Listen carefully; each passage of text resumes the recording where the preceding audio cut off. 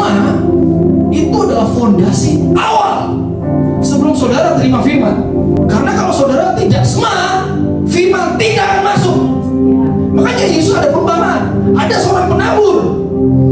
Yang satu nabur di batu, betul? Nabur di rumput-rumput, dan yang di tanah yang subur. Gini, sema dulu.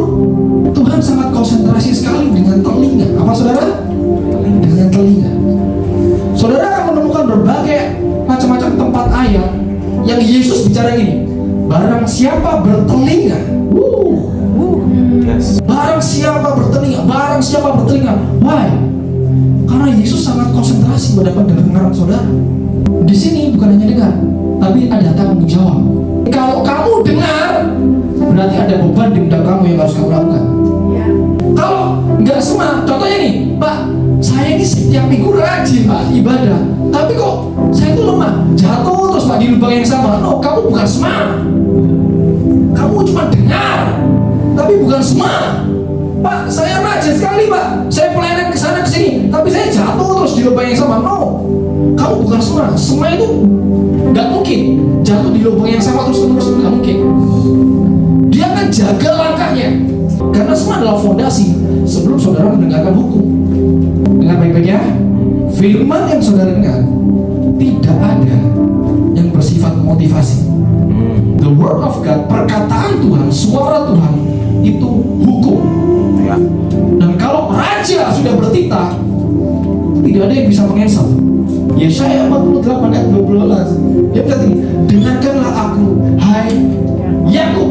Tapi saat ini, lihat perhatikan, dan engkau Israel yang kupanggil. Dari hidup lama ke hidup baru, Tuhanmu tetap ada.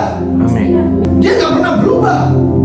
Dari Yakub, the mental, dia jubah lama, manusia lama. Tapi saat Yakub diganti jadi Israel, dia tetap ada kan? Tapi lihat, dengarkanlah aku, hai Yakub. Manusia lamanya, dengarkanlah. Dengar. Saat manusia lama mulai mendengar, mulai sema, lihat nih, perubahan mental terjadi. Hidup baru jadi, namanya jadi Israel baru, manusia baru jadi. Kupanggil. Manusia lama tidak mungkin dapat mengerti ini. Manusia lama hanya gini, ayo sendingkan telingamu, dengarkanlah aku, hai Yakub. Dengarkanlah aku, manusia lama. Baru, manusia baru yang kupanggil. Makanya hanya manusia baru yang dapat masuk kepada rencana Tuhan. Prosesnya kamu harus dengar dulu. Saudara harus sema dulu. Panggilan Tuhan harus dipersiapkan dari sema, dari telinga. Yakub dengar, Yakub memperhatikan benar-benar, dan Yakub punya tanggung jawab melakukan. Perkataan Tuhan dan suara Tuhan seharusnya tidak membuat saudara tertidur roh. Akulah yang tetap sama, akulah yang terdahulu, Alfa dan Omega. Dia ada dalam perjalanan. Tapi Tuhan gak mau kamu cuma jadi Yakub. Saudara saya harus berubah dari Yakub to become Israel. Rohnya di-upgrade, jiwanya bangun, pengertiannya harus terbuka. Yakub sampai bergulat, betul gak? Dipatahkan pangkal pencok. Ya.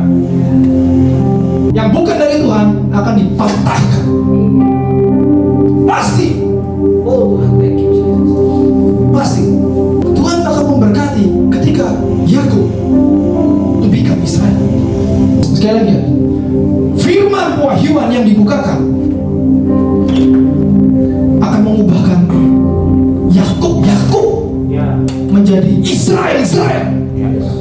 Manusia lama itu selalu berkehendak dengan hal-hal yang lama, dengan kedagingan, akan menuruti hal-hal yang bukan dari Tuhan. Latihlah pendengaranmu. Iman timbul dari pendengaran. So gini, cara dengar yang bagaimana iman sampai timbul? Iman timbul dari pendengaran. Jangan cuma baca dong. Halo? Jangan cuma baca loh. Iman timbul dari pendengaran akan firman Tuhan. Cara dengarnya gimana supaya iman timbul? Iman bisa timbul ketika manusia itu sema. Tapi kalau dalam pengajaran nggak bisa main-main, karena Yeshua sendiri adalah sang firman yang harus disema. kita smart, kita face to face, berhadapan-hadapan dengan Tuhan Yesus.